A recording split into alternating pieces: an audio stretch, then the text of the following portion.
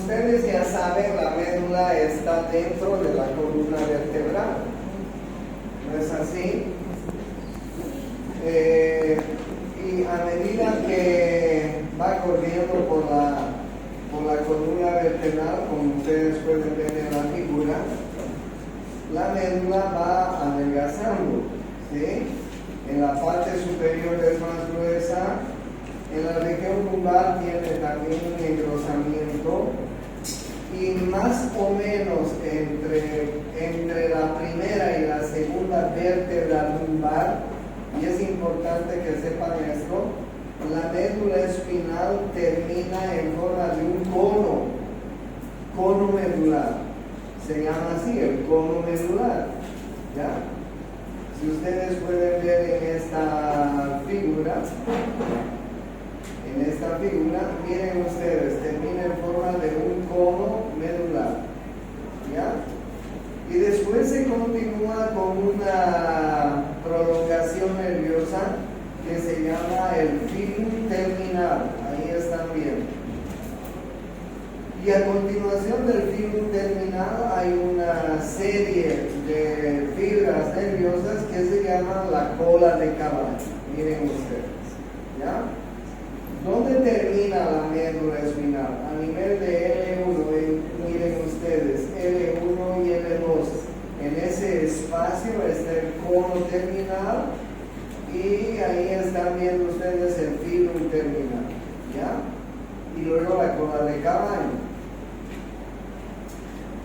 ¿Por qué los anestesiólogos prefieren utilizar una anestesia peridural o raquídea en estos espacios?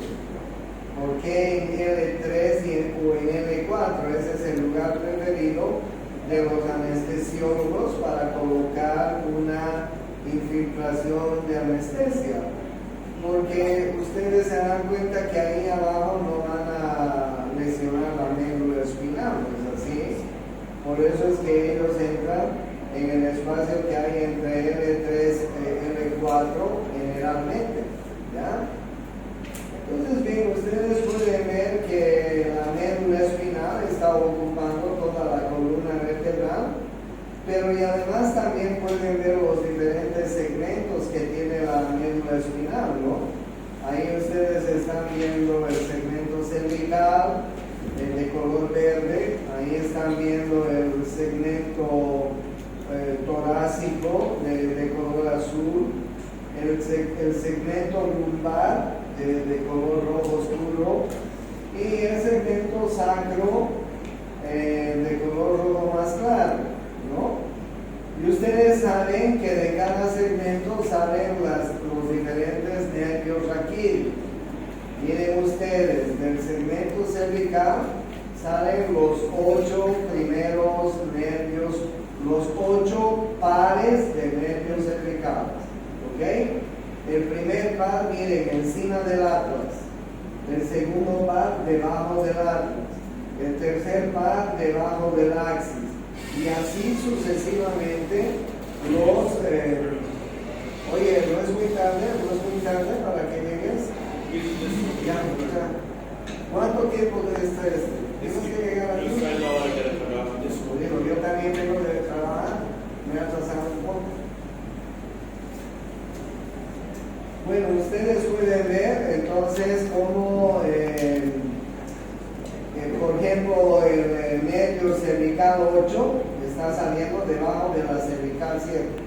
Miren ustedes, nace un poco arriba, un poco más arriba de donde emerge, ¿no es cierto? Y veamos con el nervio torácico 1, nace un poco más arriba y emerge un poco más abajo. Y a medida que va bajando, miren ustedes, por ejemplo, les voy a hacer recuerdo el torácico 5, nace aquí arriba y emerge un poco más abajo. Y miren ustedes el torácico 10, nace un poco más arriba y emerge debajo de la vértebra 10, torácica 10. Por ejemplo, y así sucesivamente, ¿no? Miren ustedes el lumbar 1, por ejemplo. ¿Dónde está el nervio lumbar 1? Este es el lumbar 1, miren dónde nace y miren debajo de la lumbar 1. Lumbar 2, lumbar 3, miren más abajo, ¿no? Lumbar 4 y lumbar 5. Y parte de la cola de caballo va a formar lo que conocemos con el nombre de nervios sacros anteriores y nervios sacros posteriores. Acuérdense cuando veían sacro en el primer semestre, tienen agujeros sacros anteriores, agujeros sacros posteriores. Por los agujeros sacros anteriores salen los nervios sacros anteriores y por los agujeros sacros posteriores los nervios sacros posteriores. Y finalmente hay un par de nervios toxicios, ¿no es cierto? Que lo están viendo ahí, un par.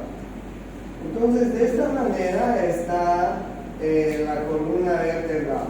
Bueno, otra cosa que quiero que no se olvide nunca. Ustedes saben que en la médula espinal nosotros tenemos la sustancia gris en el medio de la médula espinal, ¿no es cierto? La sustancia gris en la médula espinal forman astas posteriores, forman astas anteriores, como ustedes están viendo. Y la sustancia blanca forma cordones anteriores, cordones laterales y cordones posteriores, ¿no es cierto? Ustedes ya saben, algo más que quiero decir antes de hacer el recuerdo. Miren, van a acordarse siempre, de las astas anteriores salen las fibras motoras. Miren ustedes, de las astas anteriores, con M van a escribir, salen las fibras motoras. Y a las astas posteriores llegan las fibras sensitivas, ¿ok? De tal manera que ustedes pueden ver acá un nervio periférico. Un nervio periférico es este donde está la flecha. Ese nervio periférico, ¿qué tipo de nervio es? ¿Es sensitivo, es motor o es mixto? ¿Qué me dicen? Ahí lo están viendo, miren. Mixto. Claro, es mixto. Ese nervio periférico es mixto, ¿sí? Tiene fibras motoras y fibras sensitivas. Claro, por favor, razonen. Todos los nervios que nos están inervando la periferia son mixtos. Son sensitivos porque nos hacen sentir diferentes tipos de sensaciones. Y son motores, ¿por qué? Porque nos hacen mover nuestras diferentes estructuras, ¿no es así? Entonces, todos los nervios periféricos, los 31 pares de nervios periféricos, son mixtos, motores y sensitivos. ¿Me entienden?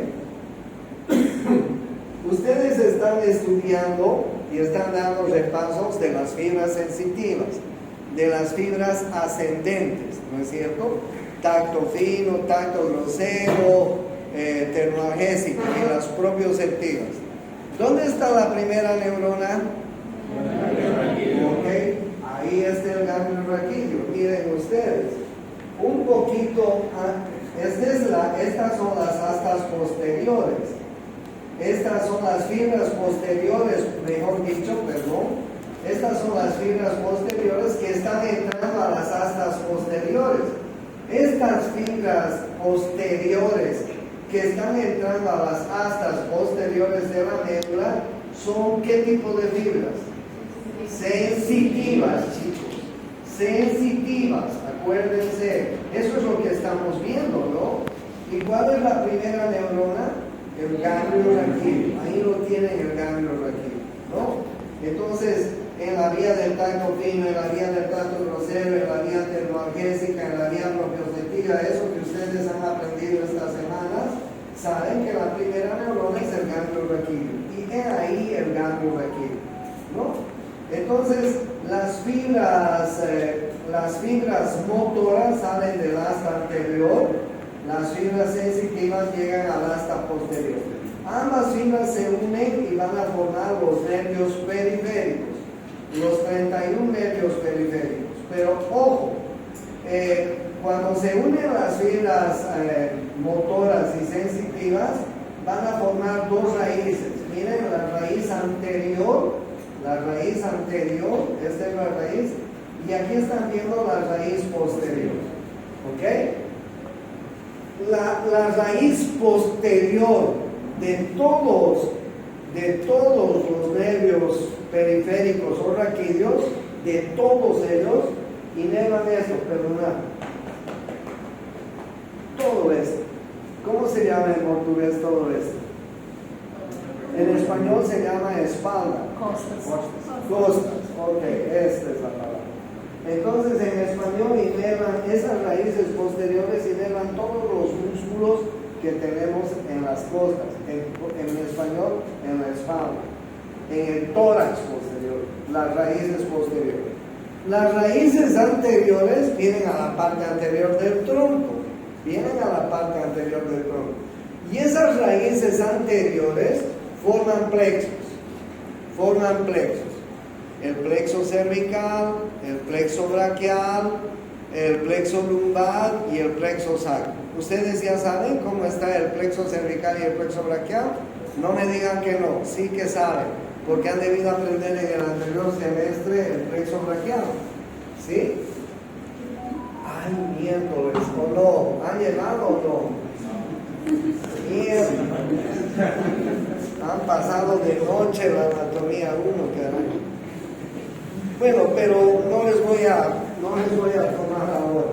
Sin embargo, ya saben ustedes, las raíces posteriores inervan toda la parte posterior del tronco.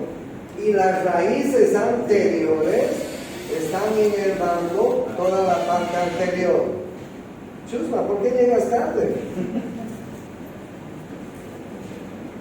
Ok, eso es importante. ¿Ya?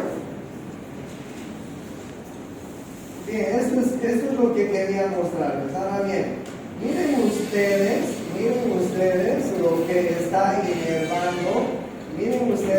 está inervando, cada raíz, cada nervio cervical, o digo cada nervio periférico. Cada nervio periférico está inervando una región en el cuerpo, en la periferia. ¿Ok? Miren, por ejemplo, en la parte posterior, ¿dónde está el cervical 2? Aquí. Debajito está el cervical 3. Más abajo el cervical 4, cervical 5, cervical 6, y etcétera. Ahí pueden ver ustedes cómo parte de los nervios cervicales inervan la cabeza, parte de la cabeza, pero y además algunos forman el plexo braquial, ¿no es cierto? Entonces miren ustedes cómo los nervios cervicales están inervando en color verde las diferentes partes del cuerpo. Miren ustedes cómo los nervios torácicos están inervando el tórax. Ahí ustedes bien pueden ver el torácico 1, el torácico 2, el torácico 3, etcétera, ¿no? Hasta el torácico 2. Miren ustedes, el lumbar 1, el lumbar 2, el lumbar 3, forman el plexo lumbar. Miren el plexo sacro, forman el plexo sacro, ¿sí? Miren los genitales, en el hombre y en la mujer, están inervados por ese 1 y ese 2, más o menos, ¿ok? Cada uno de estos territorios que inerva un nervio periférico se llama dermatoma. Ok, el nervio periférico sale de la médula espinal y viene así en forma de cinturón a inervar un dermatoma. Por ejemplo, miren ustedes el nervio torácico 4. El nervio torácico 4 sale de la médula espinal, viene así como un cinturón, pasa a nivel de las tetillas en el varón y lo mismo en la mujer a nivel de los pezones y envuelve, ¿no es cierto? Ese es el territorio del nervio torácico 4. Este nervio periférico además está envuelto por una vaina. ¿Qué se llama esa vaina? vaina de mielina, ya la conocen, ¿no es cierto? Por eso es que la velocidad de sensación que nosotros sentimos es muy rápida, ¿no es cierto? Miren, cuando yo le lastimo, imagínense que yo agarro y le punzo a vuestra compañera con una aguja, le punzo el dedo. Esa sensación va a viajar hasta la médula, a la corteza cerebral, ¿no es cierto? Al área 1, 2 y 3 de Brodmann. Y de ahí va a bajar la vía descendente. Pero esto es pues en milisegundos, ¿no? Porque la reacción hacia ese estímulo, ¿cuánto tarda? ¿Un segundo? No, milisegundos, ¿no es cierto? Si yo le punzo aquí, inmediatamente ella va pues apartar el dedo, ¿no es así? O sea, es una velocidad muy rápida en la que va la vía ascendente y también la descendente. La vía ascendente llega hasta la corteza parietal, al área 1, 2 y 3 de Brodmann. De ahí pasa al área motora, al lóbulo frontal, y de ahí baja la vía, ¿no? Para hacernos retirar, ¿sí? O sea, es un viaje de ida y de vuelta, pero muy, muy rápido, ¿ya? Entonces, estos se llaman dermatomas. Hay una enfermedad que les cuento, nos ataca. ¿Alguna vez van a ver ustedes algún paciente con herpes zóster? El herpes zóster es un virus, es el mismo virus de la varicela, que ataca cuando somos grandes. Y cuando ustedes vean una lesiones muy típicas de la varicela, son lesiones que tienen pápulas, es decir, puntitos rojos, pústulas, puntitos con pus, vesículas, puntitos con agüita y cicatrices, ¿ya?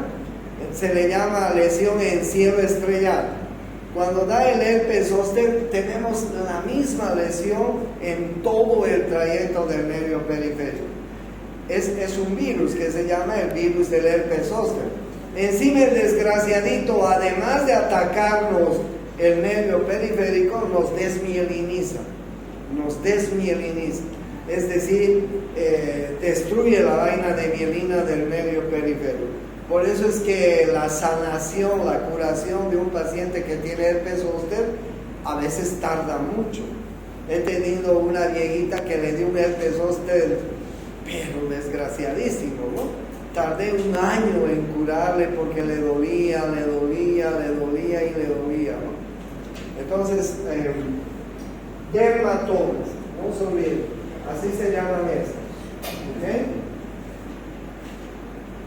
Bien, la médula espinal ya saben, tiene sustancia gris en el medio y sustancia blanca alrededor, ¿no es cierto?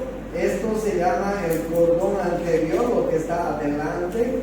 Esto se llama el cordón lateral y esto de atrás se llama el cordón posterior. Miren ustedes, aquí adelante hay una fisura que se llama la fisura media ventral. Miren atrás, no hay fisura, hay un surco medio dorsal. En la parte posterior está dividida por el surco intermedio dorsal, ¿sí? ¿Por qué está dividida por el surco intermedio dorsal el cordón posterior? Porque hay dos haces ahí que están subiendo hacia la corteza. Uno es el haz de Gold y otro es el haz de Burlach. Los dos están separados por el surco intermedio lateral, ¿ya? El haz de Gold y el haz de Burlach se llaman grácil y cuneiforme en la terminología actual. Si ustedes en un libro de neurología y neuroanatomía que están leyendo ven los haces de grácil y de cuneiforme, son los mismos que los haces de Gold y de Burlach, ¿ok? Yo soy un anatomista antiguo de los clásicos, por eso es que mantengo los nombres de antes. pero ustedes van a leer ahora los haces del grácil y del cuneiforme en el libro que están leyendo. Es lo mismo, es Gol y Bulbach, ¿ok? Eso vamos a ver en el núcleo posterior, ¿ya? Entonces, el colmón anterior, en la parte anterior, está dividida por una fisura media ventral, ¿ya? Vamos a encontrar el cordón lateral. Ustedes ya conocen dos haces, los espinotalámicos laterales y los espinotalámicos anteriores. El haz espinotalámico anterior, para decirles algo, camina por el cordón. El haz espinotalámico anterior camina por el cordón anterior. ¿Qué transmite el haz espinotalámico anterior? ¿Quién es? Ok, del tacto grueso, ¿no es cierto? Ok. ¿Y el haz espinotalámico lateral? Termoalgés. Muy bien, termoalgés. ¿Y dónde está el haz espinotalámico lateral? En el cordón lateral. ¿Y dónde está el haz espinotalámico anterior? En el cordón anterior. ¿No es cierto? Entonces eso es fácil de ir aprendiendo. Vamos a ir haciéndolo. ¿Ok? Entonces ahí ustedes tienen algunos de los haces de las vías ascendentes y de las vías descendentes, ¿sí? Fascículo de grácil y de cuneiforme, grácil y cuneiforme. Este es el Gol y este es el Bulbach, ¿ok? No están acá. Los espinos cerebelosos. Ustedes están viendo los espinos cerebelosos, ¿no es cierto?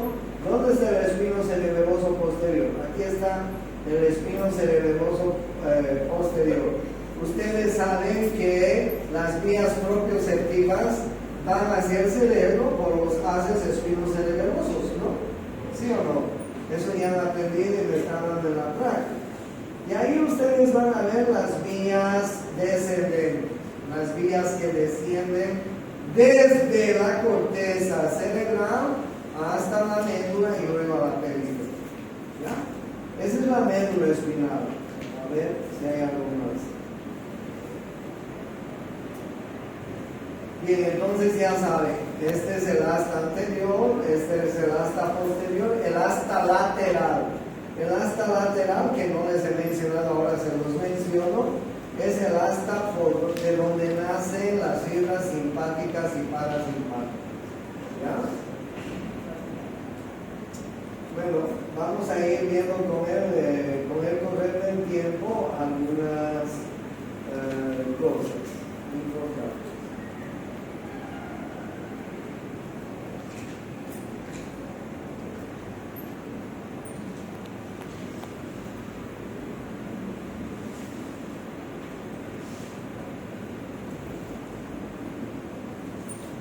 Bien, ya hemos visto las vías ascendentes, ¿no es así?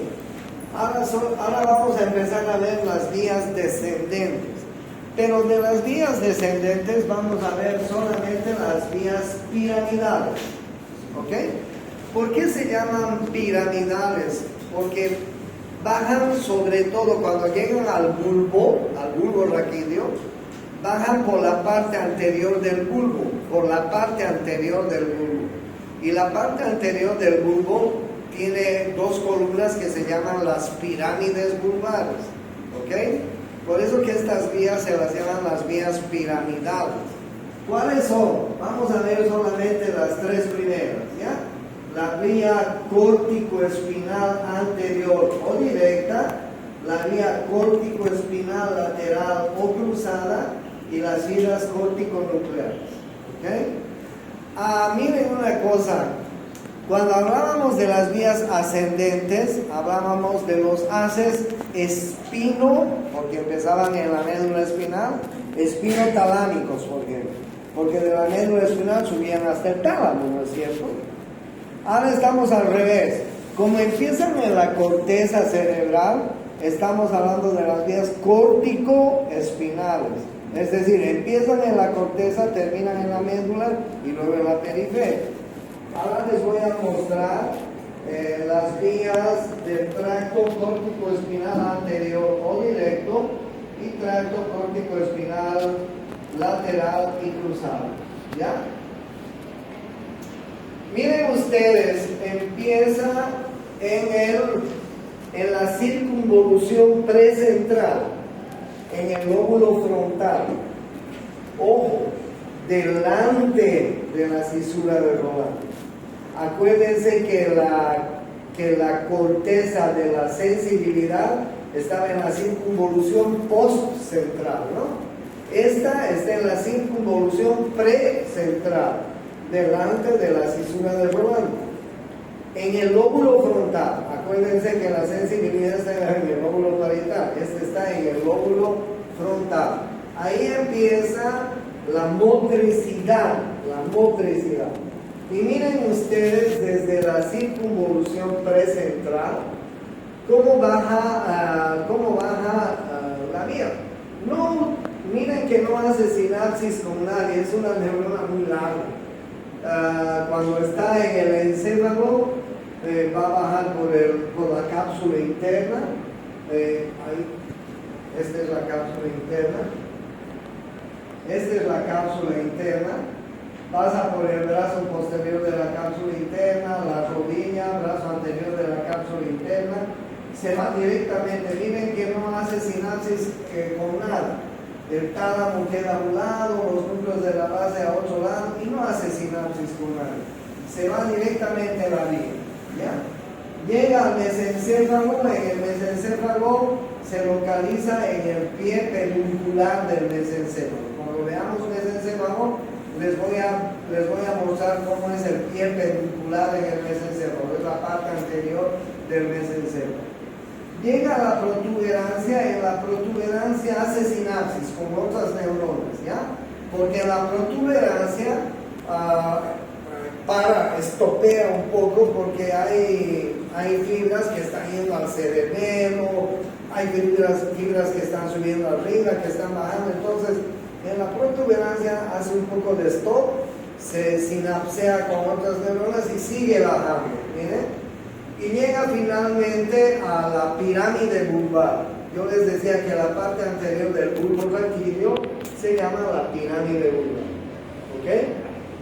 Ahora bien, de todas estas fibras que están bajando, miles de fibras, miles de axones, en la pirámide vulvar el 90% de las fibras se entrecruzan. ¿Ok? Miren cómo se entrecruzan. Y se llama la decruzación piramidal. El 90% de las fibras se entrecruzan y llegan al tracto córtico espinal lateral. ¿Ok? Esta es la razón por la cual, si en este momento yo tuviera una hemorragia cerebral, si en el hemisferio izquierdo, si en este momento yo tuviera un infarto cerebral en el hemisferio izquierdo, si en este momento yo tuviera alguna lesión en el hemisferio izquierdo, ¿dónde va a ser mi parálisis? En el lado derecho. ¿Por qué razón? Porque el 90% se decrusan en la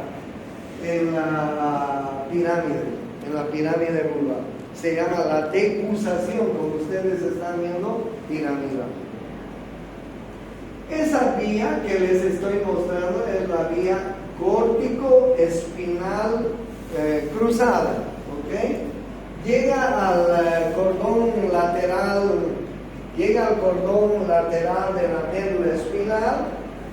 En el cordón lateral se encuentra con el haz o tracto córtico espinal lateral, y a partir de ese tracto va a entrar al asta anterior de la médula espinal, y de ahí se va a ir a la periferia. Ahí le va a dar pues algún músculo, alguna cuestión motora, articulación, tendón, ligamento, en fin, lo que vaya a inervar. Esta vía que se entrecruza y que utiliza el tracto córtico espinal lateral se llama tracto córtico espinal lateral o cruzado. ¿Ok? Tracto córtico espinal lateral o cruzado. ¿Ya? Y yo les decía que cuando llega a la pirámide vulvar, el 10% de las fibras siguen directamente, ¿ok? Siguen directamente y agarran el tracto córtico espinal anterior, que está en la parte anterior de la médula espinal, ¿no es cierto? ¿Qué les he dicho que se llaman estos? ¿Qué se llama esto? ¿Qué se llama esto? ¿Y qué se llama esto? Acuérdense, en la médula espinal, este se llama el cordón lateral, este se llama el cordón posterior y este se llama el cordón anterior. El tracto córtico espinal lateral está en el cordón lateral. El tracto córtico espinal anterior está en el cordón anterior. Agarra el tracto córtico espinal anterior, entra a la médula espinal por el asta anterior y de ahí sale a la médula. ¿Ok? Este que les estoy mostrando, el que no se entrecruza el 10% de las fibras, se llama tracto córtico espinal anterior o directo. El tracto córtico espinal anterior o directo utiliza el tracto córtico espinal anterior, por eso se llama tracto córtico espinal anterior o directo. En cambio, el que se cruza utiliza el tracto córtico espinal lateral o cruzado, por eso se llama el haz córtico espinal lateral o cruzado. ¿Ok? Entonces, esta es la vía piramidal, es motora, esa es la que controla nuestra motricidad, la motricidad de los miembros superiores, miembros inferiores, de las articulaciones, etcétera, etcétera. ¿Ya? Entonces, la vía piramidal cruzada, fundamentalmente, es la más importante. La directa no es tanto, porque solo el 10% de las fibras siguen directas, pero el 90% se entrecruzan al otro lado. Cuando ustedes vean una hemiplegia del lado izquierdo, ha habido una lesión en el lado derecho. Cuando vean una hemiplegia del lado derecho, ha habido una lesión en el lado izquierdo. ¿Ok? ¿Por qué? Porque se le cruzan las fibras. ¿Entienden? Bien, esa es la vía, parte de la vía piramidal. Entonces, todos miren, tracto córtico espinal anterior, directo, tracto córtico espinal lateral o cruzado. ¿Listo? Y esto les voy a hablar, que forma también de la vía piramidal, parte de la vía piramidal. También empieza en la circunvolución presental, comienza a bajar por la sustancia blanca, y una vez que llega al tallo cerebral o al tronco encefálico, ya saben que mesencéfalo, protuberancia y bulbo raquídeo se llama tallo cerebral o tronco encefálico también, ¿no es cierto? No se les va a olvidar, ¿no? El mesencéfalo, la protuberancia y el bulbo raquídeo forman el tallo cerebral o tronco encefálico. Una vez que llega al tronco encefálico, el primer órgano del tronco encefálico es el mesencéfalo, el segundo es la protuberancia y el tercero es el bulbo. Una vez que llega al mesencéfalo, hace sinapsis con los núcleos motores de los pares craneales, solo con los núcleos motores de los pares craneales. ¿Ok? En el mesencéfalo, en la protuberancia y en el bulbo. Vean ustedes con quiénes están haciendo sinapsis. O sea, está haciendo en el mesencéfalo con el tercer par y con el cuarto par. ¿Quién era el tercer par? Los músculos que están alrededor del globo ocular. El cuarto par, ¿cuál es el cuarto par? El troclear. También inerva parte de los músculos, ¿no? El oblicuo superior. ¿Sí? Cuando llega a la protuberancia, hace sinapsis con el núcleo motor del trigémino. El núcleo motor del trigémino inerva los músculos masticadores. El trigémino es motor para los masticadores y después es sensitivo para toda la cabeza. El trigémino por excelencia es sensitivo, pero es motor para los músculos masticadores. Hace sinapsis con el núcleo motor del trigémino. Hace sinapsis con el núcleo motor del facial, ¿Qué inerva el facial motoramente? No, el facial, el séptimo par, ¿qué inerva? La cara, los músculos de la cara. No se olviden que el séptimo par, cuando hablamos de la parte motora, inerva los músculos de la expresión facial, ¿sí? De la mímica facial. Acuérdense, ¿han visto una parálisis facial? Sí, han debido ver alguna vez. La cara se tuerce, ¿no es cierto? Entonces, motor. El facial tiene un componente motor, pero es mixto el facial, pero hace sinapsis con el componente motor. Hace sinapsis con el sexto par, con el abducens. El abducens inerva el recto lateral, ¿no es cierto? Del ojo. Llega al bulbo raquídeo, hace sinapsis con el 12º par. ¿Cuál es el 12º par? ¿Qué inerva? ¿Qué inerva el hipogloso? Mierda, chusmas, los odio. El 12º par inerva los músculos de la lengua. Movemos la lengua gracias al 12º par. ¿Para qué movemos la lengua? ¿Para qué movemos? Hablar, deglutir, masticar, en fin, ¿no es cierto? Debe estar más desarrollado ¿en quién? ¿En el hombre o en la mujer? ¿Quiénes son más habladores, los hombres o las mujeres? Las mujeres, ¿no? Junten a un grupo de mujeres y... Bueno, miren, hace sinapsis con el 12º par. Hace sinapsis con el núcleo ambiguo del 10º par, que es motor. Hace sinapsis con el núcleo motor del 11º par, del espinal. ¿Qué inerva el espinal? El trapecio y el esternocleidomastoideo. ¿Ok? Ustedes vean que hace sinapsis con todos los núcleos motores de los pares craneales en el tallo cerebral. ¿Cuáles son los núcleos motores? Tercero, quinto, sexto, séptimo, 11º, 12º. ¿Ok? O sea que la parte motora de los pares craneales está comandada por la corteza cerebral, por la circunvolución precentral. Esta vía se llama la vía o tracto córtico, porque empieza en la corteza nuclear, porque se sinapsea con los núcleos motores de los pares craneales. ¿Ok? Por eso se llama córtico nuclear. Fácil, ¿no? Ya, esa es la práctica que me tienen que dar la siguiente semana. Ya me están terminando de dar las vías ascendentes, ahora me van a dar las vías